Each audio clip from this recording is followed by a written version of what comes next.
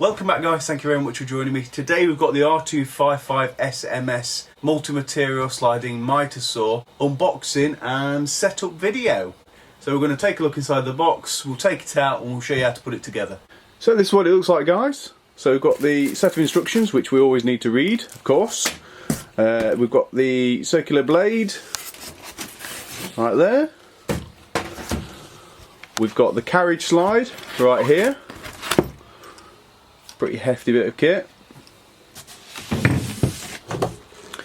We've got the hold down clamp, we've got the cable clamp, and we've got the Mitre handle locking knob. So let's take the rest out.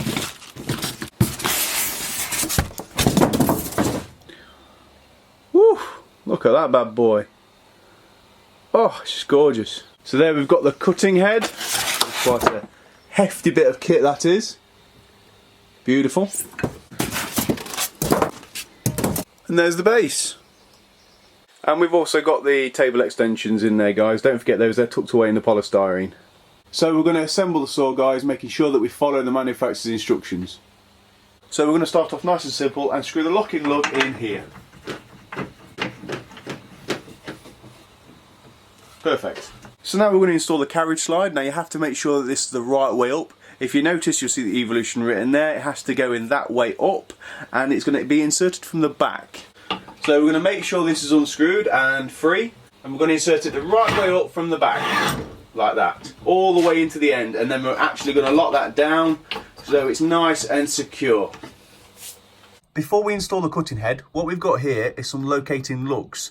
Now if these have been activated, there's one on the other side as well, these green lugs, if these are popped out in carriage or transit or whatever, you won't be able to install the cutting head. So what you're going to have to do is refer to manufacturer's instructions, and it will tell you that you have to push this bit in here with your finger and insert a flathead screwdriver into here and prise it out until it clicks. So make sure before you install the cutting head that the locating lugs on the base are free and haven't been tripped. So we're going to line the cutting head up onto the carriage like so, making sure that that is locked into place, and we're going to grip the back of this with our hand and push on the front until you hear a click. Like that. That's it. It's in. Just like that. The way you can double check this is if you go into here like so, can you see the little green press button there? That's how you know you've done it correctly. If it's half in, a quarter in, or not quite far enough, you know it's not inserted correctly. As long as you can see the full green pin, you're perfectly fine. Next we're going to install the table extensions. They're quite simple. As you can see here, you've got two Allen key bolts there, and on the other side, just there, and we've got the Allen key just there to do it.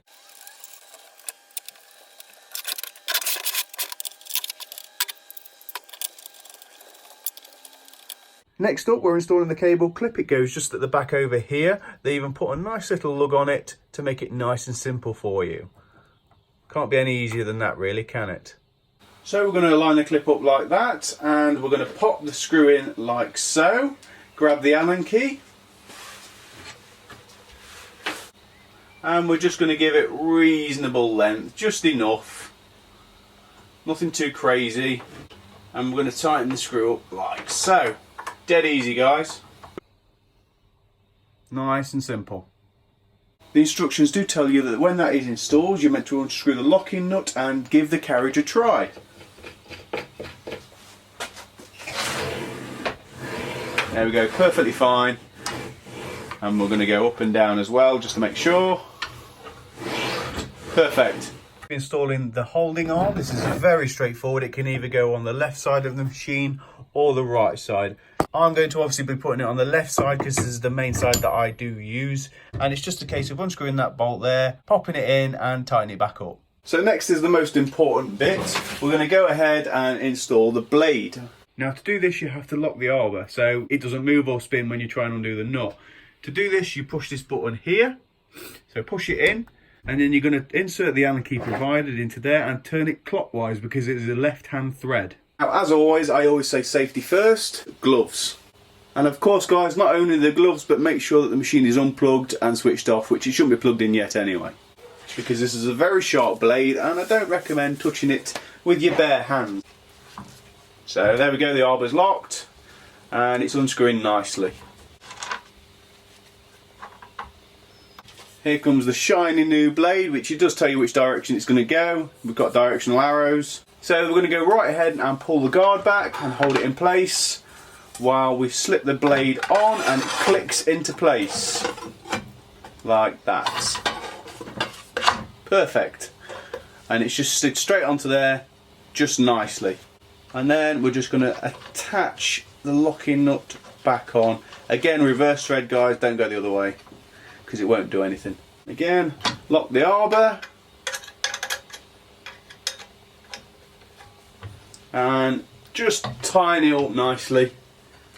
Beautiful, just right. So that's it, guys, you're all done. Evolution have made it so simple that you only need the one tool that is conveniently placed on the back of the saw. You could probably do this in about 10 minutes. There's nothing to it. So we'll go ahead, we'll give it a go. Listen to this, it's great, listen.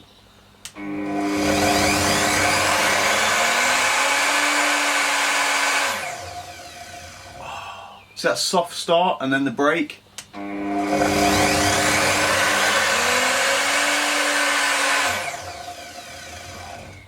Just like that. So thanks very much for watching, guys. Make sure you give me a thumbs up, hit the subscribe button, and I'll see you on the next video.